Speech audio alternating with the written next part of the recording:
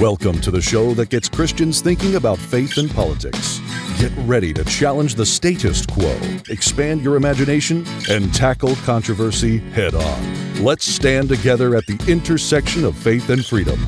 It's time for the Libertarian Christian Podcast. Welcome to another episode of the Libertarian Christian Podcast, a project of the Libertarian Christian Institute and part of the Christians for Liberty Network.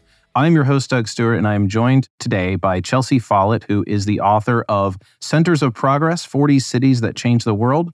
Chelsea is a policy analyst at the Cato Institute's Center for Global Liberty and Prosperity and managing editor of humanprogress.org, an excellent website, by the way, a project of the Cato Institute that seeks to educate the public on the global improvements in well-being by providing free empirical data, which is really important, on long-term developments. Chelsea, thank you so much for joining us. Thank you so much for inviting me on this podcast. Yeah, I am very pleased with what is going on over at humanprogress.org. Before we get started on the topic of your book, could you tell us a little bit about Human Progress and what you do there and what is Human Progress all about?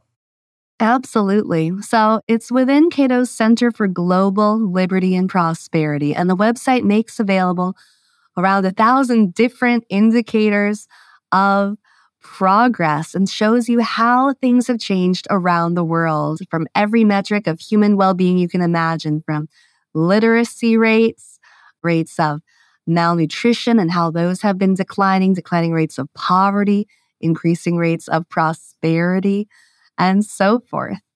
And we don't just have data, we also have a podcast, a newsletter. We produce independent content as well that puts the data into perspective, videos. We also share news stories that are positive and that highlight developments in science and technology and other areas that are improving lives. And when people hear the word progress, they may wonder, what does that refer to? Sometimes people use a politicized definition of progress.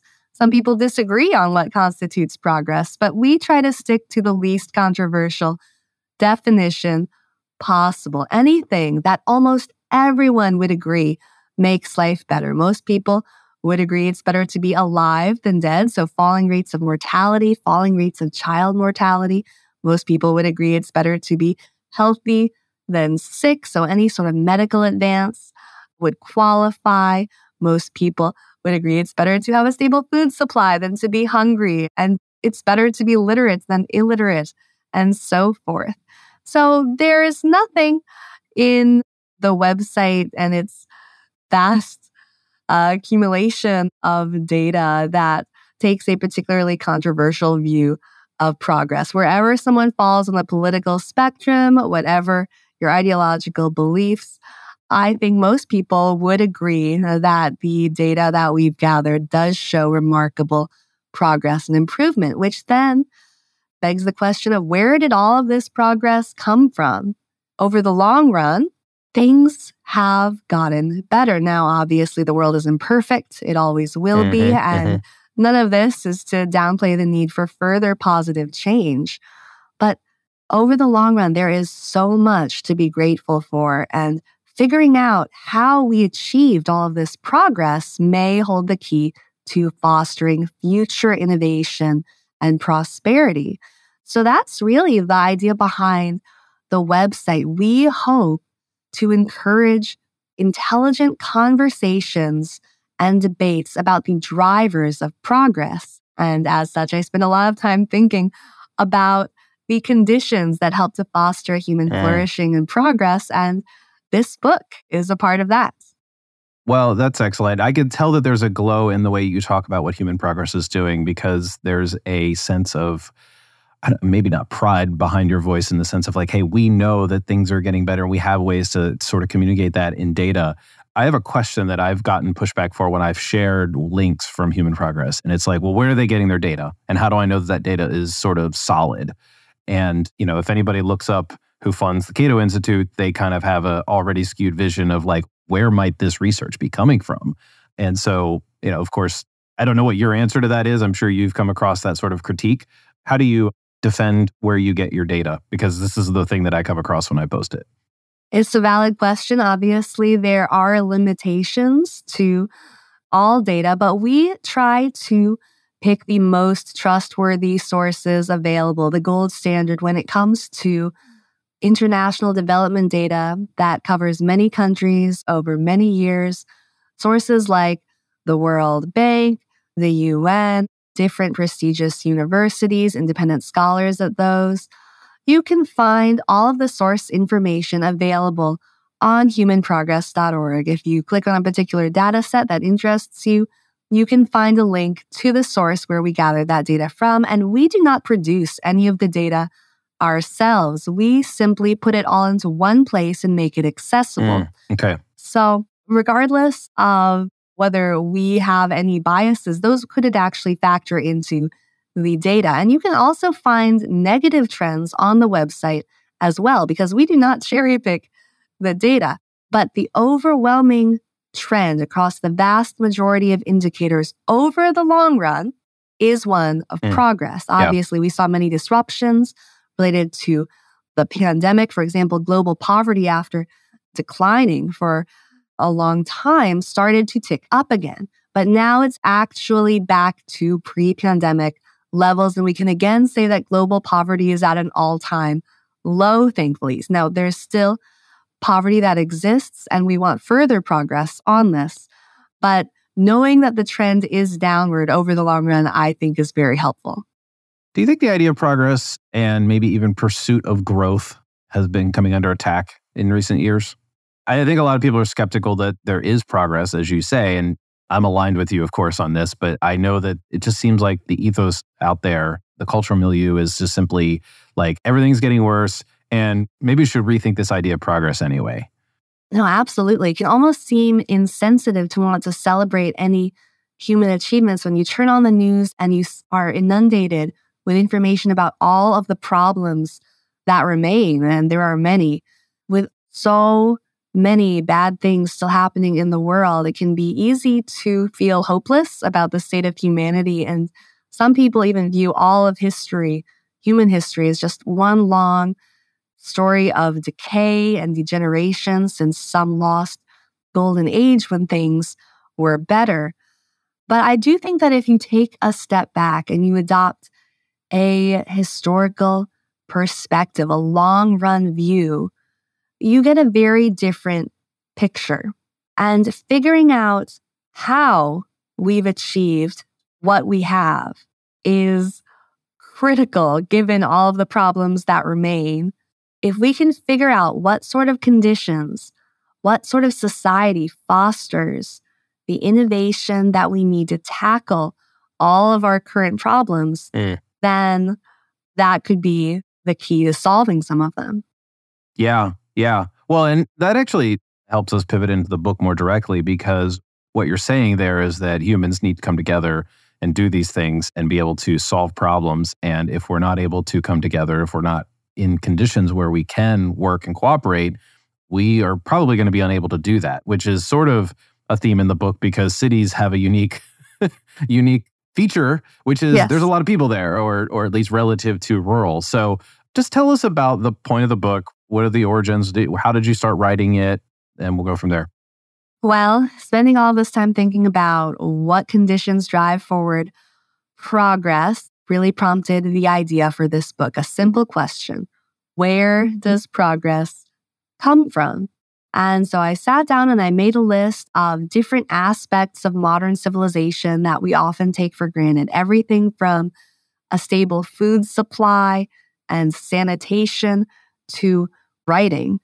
And I found that many of these aspects of modern civilization, of the modern world, could be traced to particular origin points. And I didn't start out thinking this book would necessarily be about cities. I thought there would be a variety of places, but overwhelmingly, the pattern has been that even when the vast majority of our ancestors lived in rural areas, new innovations and inventions and great achievements disproportionately emerged from cities.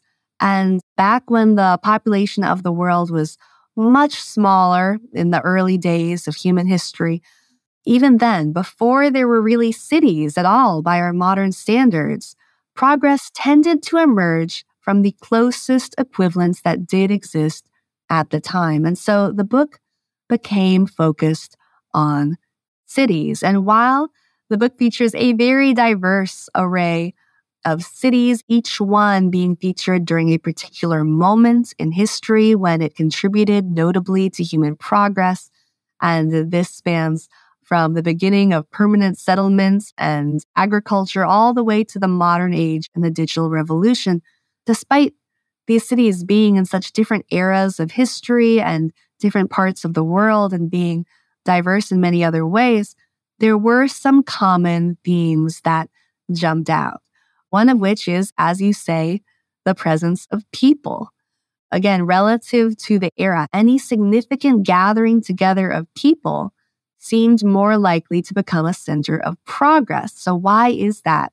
And I think that, as you say, it is people coming together to solve problems. When you've got more people engaging in discussion and debates, you're more likely to hit upon a new idea that happens to change the world for the better. And when you have more people able to engage in a productive exchange of goods and services, more people to specialize economically, you have so many benefits from that tend to create prosperity. And then that prosperity in a society can fund other forms of progress as well. A very wealthy society can fund beautiful works of art. It's more likely to be able to support people devoting their lives to philosophy than a very poor society. And a wealthier society also can fund scientific research and advancements. So the economic developments that you see from having a larger population or more population density affects all sorts of other forms of progress as well. How far back did you think you would have to go to, or how far back did you go in the book with respect to human history and centers of progress? Because some of these cities are like thousands and not millions, obviously, because 6,000 years ago, we didn't have millions of people in cities. Right. The book starts out with the Neolithic settlements where Jericho is today. Now, there's a lot of disagreements on where exactly permanent settlement began or what constitutes the first city, but many scholars describe Jericho as the oldest or one of the oldest cities. It was, as you say, just a few thousand people. So today it would be more like a village or a small town. But at the time, period that we're talking about, the entire population of the world was only about what the population of Portugal is today. I don't think people realize just how much more sparsely populated the world was in the distant past. And the reason that Jericho is featured in the book, because each city is highlighted for a particular contribution to progress, right, is for agriculture.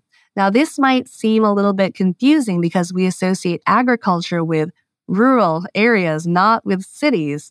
But the beginning of permanent settlements and the advent of cities in our history was very much tied to the transition from hunting and gathering to agriculture, to intentionally cultivating wheat and other plants for human consumption.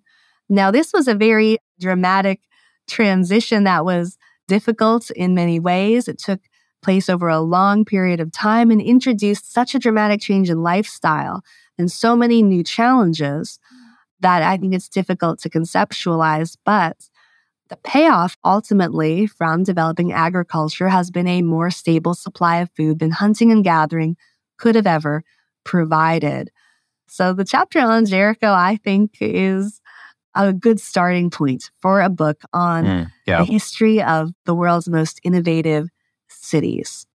As you go through the book, and correct me if I'm wrong, but does it go through like chapter 1 is going to be your earliest or your furthest back in history? That's correct. So like most history books, this book is organized chronologically, while it's also organized geographically, with each chapter being a short bite-sized vignette on a different city. Each city is featured at a particular moment in time.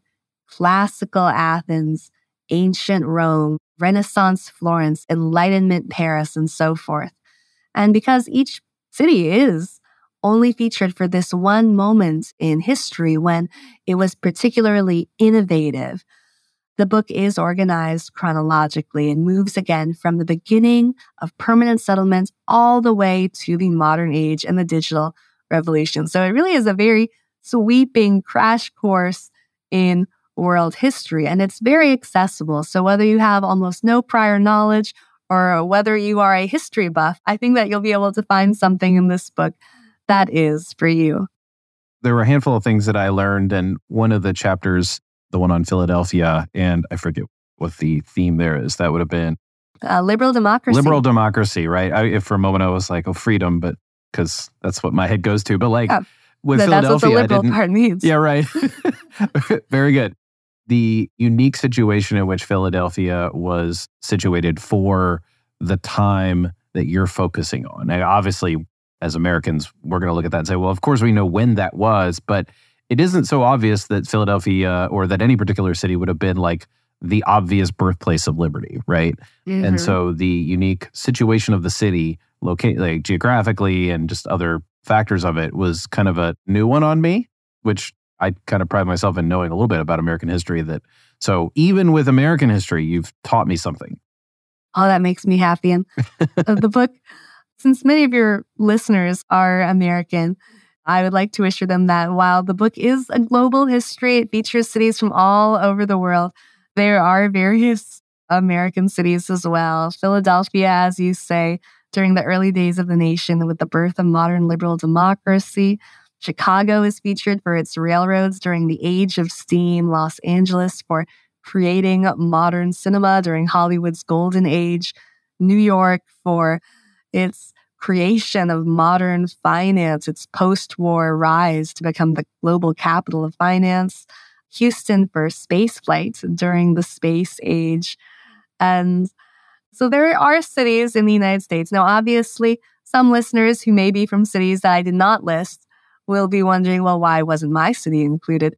I was limiting myself to 40 cities, and the basic criteria were to look at cities that were either the first to invent or create something that changed the world, or which represented the pinnacle in some area of achievement. Okay. And I didn't want to alter those standards just to include more cities in the US, although I knew those would be of particular interest to readers, or even to get more geographic diversity. I myself am half Brazilian, but there are actually no cities featured in South America. That wasn't meant to slight it. It just was the case that when I looked at possible candidates, such as a city that could have been used to discuss the Incan road system, which was very impressive for its time, and then I compared that road system to the ancient Roman road system, I didn't feel that I could actually say it was more impressive than the other. So there was no loosening of standards to get certain cities shoehorned into the book. And yet the cities featured did turn out to be remarkably diverse. If you are familiar with the history of Western civilization, all of the cities that are familiar to you from that will, of course, be in this book: London, Paris, Athens, Rome, and so forth. But no matter how well-versed in history you are, I can guarantee that there are at least a few cities in this book that will surprise you, because it did try to be a truly global history. And there are many innovations that come from places that are less known, at least less known here in the United States. Places like Mohenjo-Daro, a ruined city in what is today Pakistan, that was created by the Indus Valley civilization. And they made remarkable advancements in sanitation that surpassed even the much lauded plumbing of the later Roman civilization. Cities like Nan Madol, a stone city built atop a coral reef in what is today Micronesia, that showcases the far reach of the earliest seafarers, the Austronesian people, who were once the most widespread ethno-linguistic group around the world prior to Europe's age of exploration and discovery. There are so many instances of incredible innovation and achievement around the world in such different places, and yet there are those common themes that we were just discussing. Well, one of the advantages, and I don't know if you set out to do this per se, but one of the advantages of covering this globally is there's more often than we might want to admit a sort of prejudice against non-Western civilizations as maybe backward or not as advanced or not as major contributors to human progress. Because, in my mental frame is almost all Western civilization. And so, we have enlightenment, and we have liberal democracy, and we have free speech, and we have all the things that we know bring about human prosperity. Yet, not everything that contributes to human progress came from within what would be Western civilization. And so when you focus on things like in Pakistan or in China or in other parts of the world that were not influenced by Western civilization or those features, it actually breaks down the barrier of prejudice, I think. Does that follow for you? That makes perfect sense. This is an attempt at a global view of progress and to show that wherever progress has emerged around the world, whether that was in Europe, and the contributions of Western civilization are worth celebrating. Absolutely, all of those are included in this book. But no matter where you look around the world, even in these very different places, you can still find various achievements when certain conditions hold. And those conditions for progress are universal, is one of the lessons that I took away from researching and writing this book. So what are those common themes that seem to help enable and drive forward progress for people in very different parts of the world and living in very different periods of history? One of those common threads we already discussed is just people, and that's why cities tend to produce so much progress and so much innovation. But of course, not all cities become major innovation centers. So why some cities and not others? The places that have been the most creative and innovative throughout history are far from evenly or randomly distributed around the world. They can be found in many different parts of the world, but they aren't distributed evenly. So what unites the places that have been particularly creative or innovative? One of the common themes, although it's not true in every case, there are, of course, exceptions, would be relative peace. Now, the past was much more violent than the present by many measures. It can be hard to remember that given all of the conflicts that are happening today and all of the violence that remains. But our ancestors dealt with an even more violent world. And yet, when a city was at relative peace, that's when the city tended to reach its creative peak, its so-called golden age. The chapter on Rome, for example, features that city during a time of peace, during Rome's history when, while they were still involved in some low-level wars of expansion, the city was at its most stable and peaceful. And that's really when they created some of their most impressive engineering projects, and the road system is what that chapter highlights in particular. There are, of course, exceptions. The chapter on mines, for example, is an example of a city that was very violent and chaotic and unstable, and that actually did become a catalyst for positive change, but that tends to be the exception rather than the rule. In the case of mines, the city was so unstable that many people fled and left, and this diaspora of people from mines happened to carry printmaking knowledge during the time of Johannes Gutenberg with the printing press, and this spread printing knowledge throughout Europe very rapidly. So sometimes when you have the wrong conditions for progress, good can still come of it. But when you have the right conditions, positive change just seems incredibly more likely. Obviously, some innovations have come out of rural areas without many people present. Flight would be a good example of that. The Wright brothers first took a flight in an empty field, and they came from a rural origin point as well. But when you have more people gathered together and they are able to collaborate under conditions of peace, progress is just much more likely, and history seems to bear that out again and again. Yeah. You mentioned that not all of it was under conditions of peace, and some of them were under maybe duress or conflict. Were there some other dark sides to some of the research that you had to maybe come to terms with? I mean, clearly the specter of slavery and the fact that there are slaves, like sort of maybe in the backdrop in a lot of these cities, because that was pretty normal, would be one possible example. But what did you find?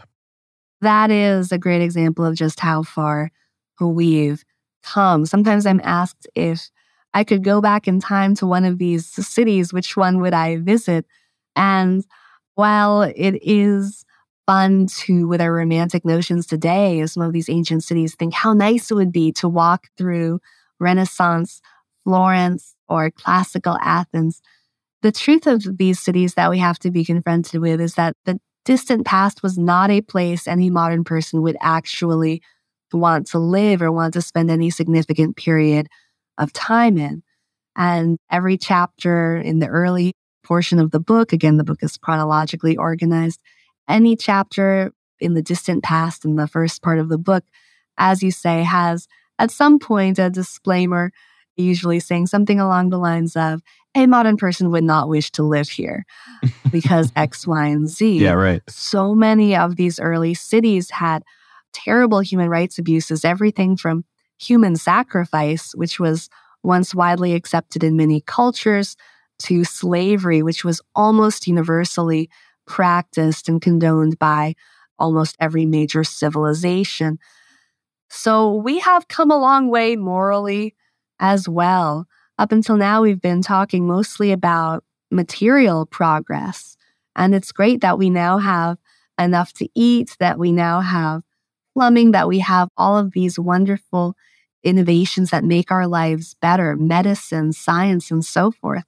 But we've also come quite a long way morally. And the chapters that deal with moral progress are the chapter on the abolition of slavery and the trailblazing campaign to end the global slave trade that was centered in London, and a chapter on women's suffrage centered in Wellington, New Zealand, the first city with a successful campaign to grant a country's women the right to vote, and the chapter on the birth of liberal democracy in Philadelphia, I think would also qualify as moral progress.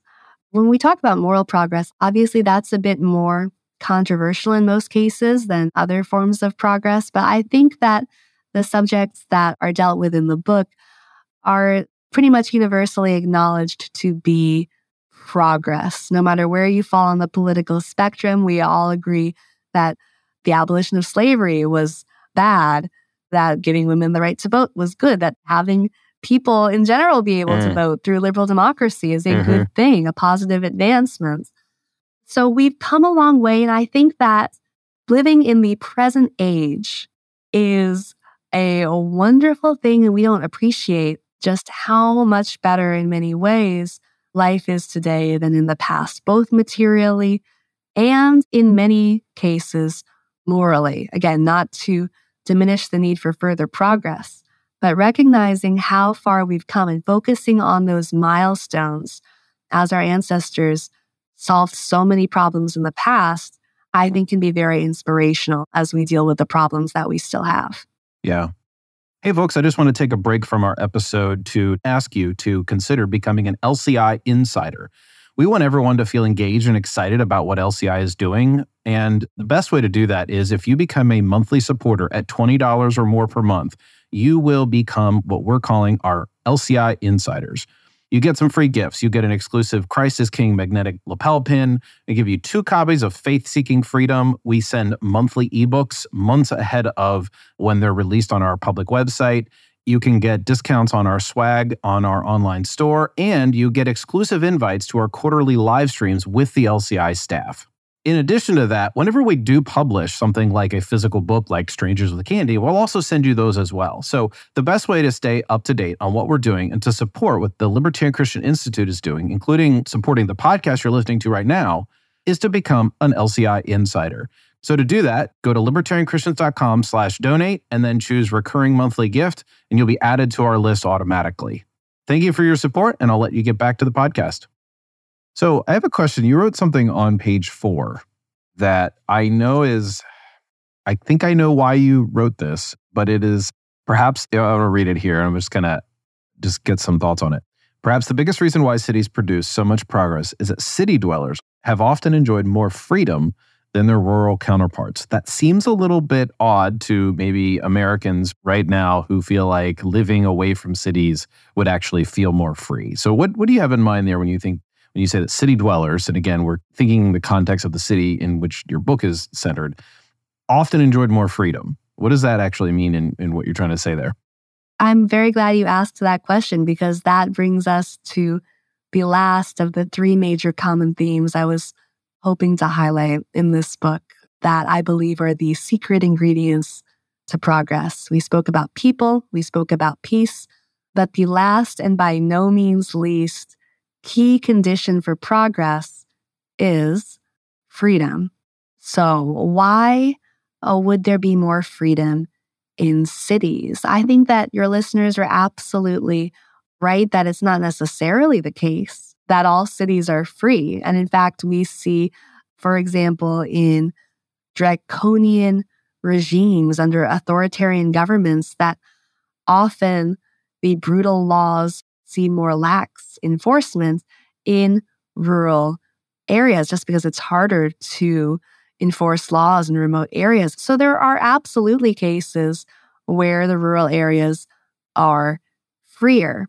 But in general, cities, by their very nature, produce more of what is typically called positive liberty, more options, more choices. Because when you have more people gathered together, you have a greater number of people to choose from when it comes to who to befriend, who to marry, who to do business with, who to talk to, who to have discussions and debates with.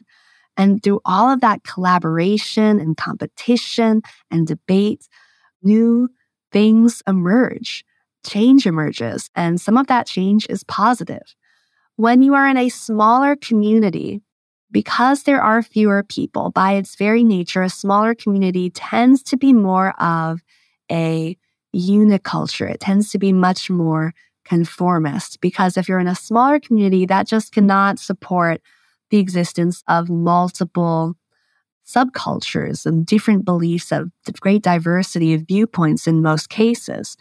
And while that can have positive aspects as well, when everyone thinks alike, there is less of a possibility of change. And when there is less of a possibility of change, there's also less potential for positive change. And that's why we tend to see progress emerge from cities. But again, the point of this book is not to suggest that everyone live in a city or in a city center. I myself, while I commute to a city, I live in a more suburban area, and I don't think I'd be happy living in a city center. I think people should live wherever they want to live. But the overwhelming trend throughout human history has actually been one of urbanization, of people choosing to move from more rural areas to more urban ones. And why is that? It tends to be because of the greater choices, again, available in cities. People are seeking out that opportunity, the opportunity that comes with the more vibrant economies you often see when there are a greater number of people gathered together. And again, just more choices as to what to do, more options, more people to meet. But it's not for everyone. And especially with our incredible modern communications technology, it's possible that one day we could even see the long-standing trend of urbanization reverse. And maybe that one day, thanks to our ability now to work together productively while thousands of miles apart through remote work and so forth, that people will start to choose to live in rural areas, which also have their charms and their benefits. But right now, it seems that the majority of people on Earth prefer to live in more urban environments, and the trend is toward greater urbanization in most places.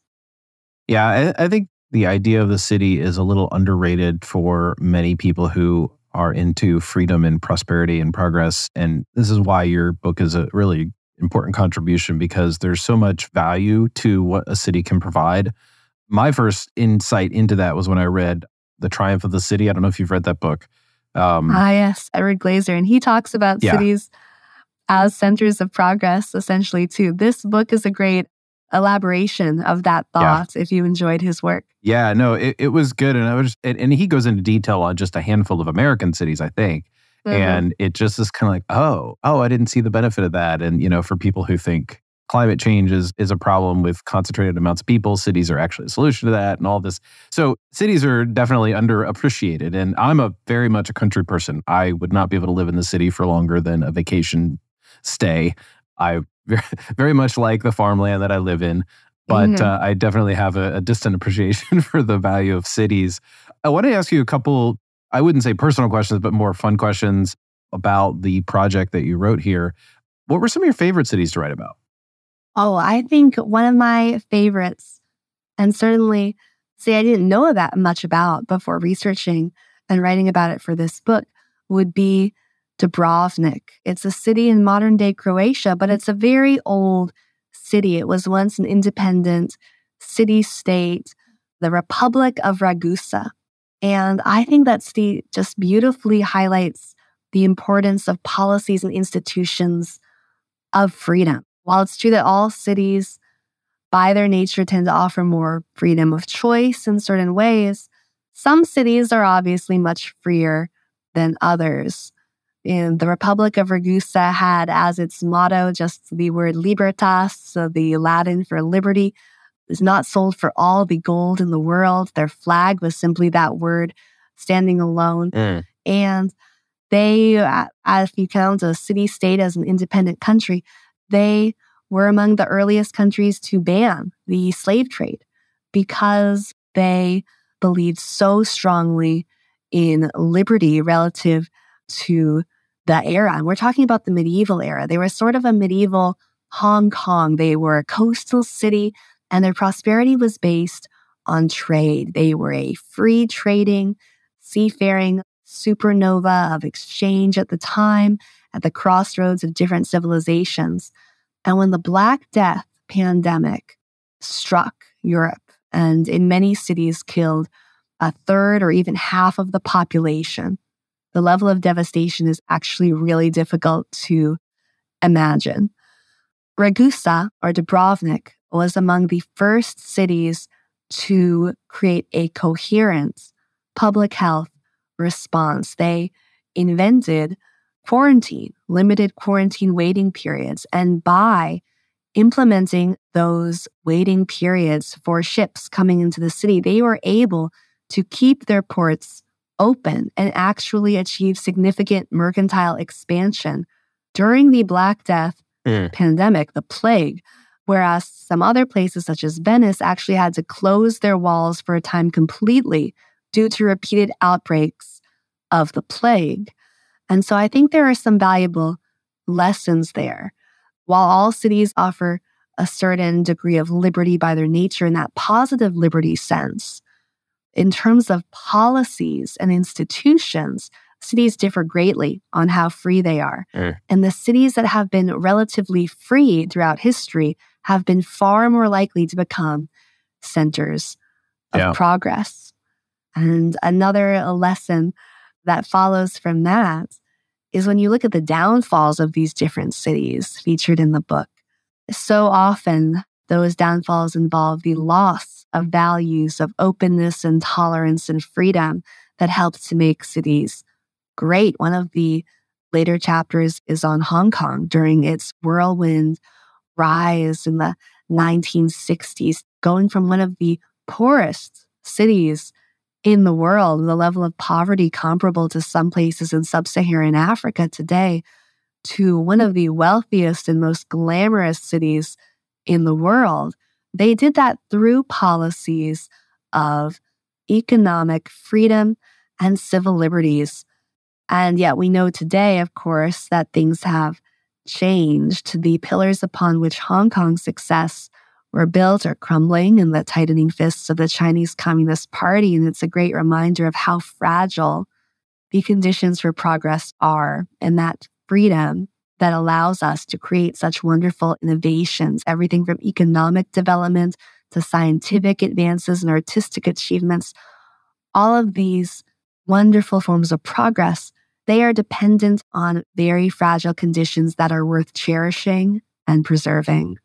Did you get to visit any of the cities either during your research or maybe even prior or since? I mean, some of the obvious ones, I'm guessing you've been to Philadelphia and maybe even San Francisco, but some of the more maybe exotic ones.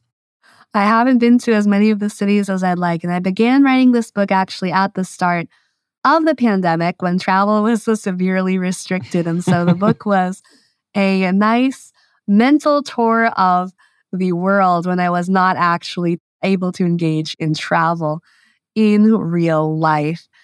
And many of us, of course, cannot visit all of these cities. Some of them today you might not want to visit because they're no longer safe. Again, these golden ages of these cities tended to be relatively short. But the book allows you to go on an intellectual and historical tour of the world. And that's really what I hoped it would be. It's meant to be a pleasant read. Yeah. And while those conditions for progress that I talk about are mentioned in the introduction, and those are my thoughts on what enables a city to be a center of progress, the chapters themselves in this book really just lay out the rise and fall of these different cities and describe what innovations they created in a neutral way. It's neutral enough that actually this book is being increasingly used in classrooms. You can find online free lesson plans available to accompany many of the chapters produced by Cato's Sphere Initiative. Those were created by an AP World History teacher who lives here in Virginia. And the book is not dumbed down. It's even being assigned at the university level, actually. We know at the University of Toronto, for example, it's being used in coursework. But it is accessible enough that it is appropriate for high schoolers as well and for young people, perhaps even middle schoolers. So I wanted it to be a very enjoyable, light read, to feel like a popular history book, the sort of book people wouldn't only read if assigned, while also being jam-packed, filled with knowledge and bits of trivia and information people may not know about the past and how we've gotten to where we are today. Yeah, well, it's a fantastic book. By the way, the cover design is also really amazing too. It's like a very attractive book in a number of ways. Typesetting, the cover, the contents. And as I was reading through it, I realized, oh my goodness, I wish my kids would read this. Oh shoot, they wouldn't read a book I would. But this one, however, I could say, hey, daughter, read this chapter on such and such because, two of my kids are homeschooled. And I think that could work because they're not long. You said they're bite-sized and so forth. These resources that you're talking about, where can people find them and where can they find your work? I know we've talked about humanprogress.org, but is there any other places that people should go to find these? Thank you for the opportunity to talk about that. So you can find the lesson plans, which are, again, available for free online and actually align with AP World History standards in the United States, which would be very helpful for not only teachers, but also for homeschooling parents. You can find those on humanprogress.org by clicking on projects and then lesson plans using the menu at the top of the screen, or you can find those on the Sphere Education Initiative's website. If you just Google Centers of Progress lesson plans, they should come up. You can find the book wherever books are sold: Amazon, Barnes & Noble, Walmart, Target, and on the Cato Books website. And I encourage you to visit humanprogress.org. You can sign up for our newsletter. If you like what you see, you can listen to our podcast, which comes out once a month. And you can follow us on social media. Human Progress is on all of the major social media websites: X, the website formerly known as Twitter, Facebook, Instagram, TikTok, YouTube. And you can follow me at Shelivia on Twitter as well. All right. Well, Chelsea, thank you so much for joining us. This has been a wonderful conversation. I hope people, especially those who have kids who want to learn, I hope they go out and get your book because it really is just a fantastic project that you've accomplished here. So thanks for sharing about some of the background and what you did there. Thank you again so much for having me on. Thank you for listening to another episode of the Libertarian Christian Podcast. If you liked today's episode, we encourage you to rate us on Apple Podcasts to help expand our audience. If you want to reach out to us, email us at podcast@libertarianchristians.com. You can also reach us at LCI Official on Twitter.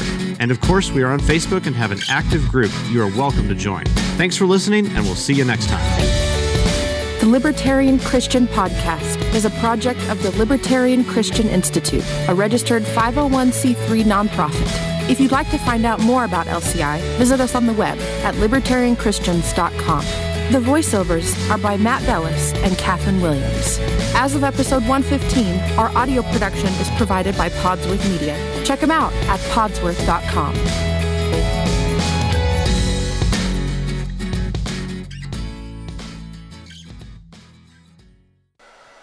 Hello, everyone. It's Doug from the Libertarian Christian Podcast. You might notice already that this recording sounds quite a bit different from usual. In fact, it probably sounds pretty crappy. Well, I'm doing this to show you something pretty amazing. As you might know, the guys over at Podsworth Media have been producing my show for several years, quite a while, hundreds of episodes. And now they have a brand new online app for taking rough recordings like this one and making them sound a whole lot cleaner and a lot more listenable in just a few easy clicks. So here are some of the core features. They remove background noise. It reduces plosives, which is really handy for me because I often forget to put my pop filter on before I do a YouTube video. Because pop filters look terrible when you're on camera. It fixes clipping. It removes clicks and pops. It evenly levels dialogue so that you don't have somebody talking really quietly and then somebody talking really loud because they're too close to the mic or too far away from the mic. It evenly levels dialogue so that you don't have somebody talking really quietly and then somebody talking really loud because they're too close to the mic or too far away from the mic. How do you use it? It's easy. You go to podsworth.com, you click Get Started, and because you're a listener to one of the Libertarian Christian Institute's podcasts, you can get 50% off your first order by entering the promo code LCI50. That's LCI50. And you will get 50% off your first order. If you are doing anything like a podcast, a video, a sermon, an audiobook, anything that's spoken word, you want to use podsworth.com and clean up your audio to be even more professional and polished. You want to use podsworth.com and clean up your audio to be even more professional and polished.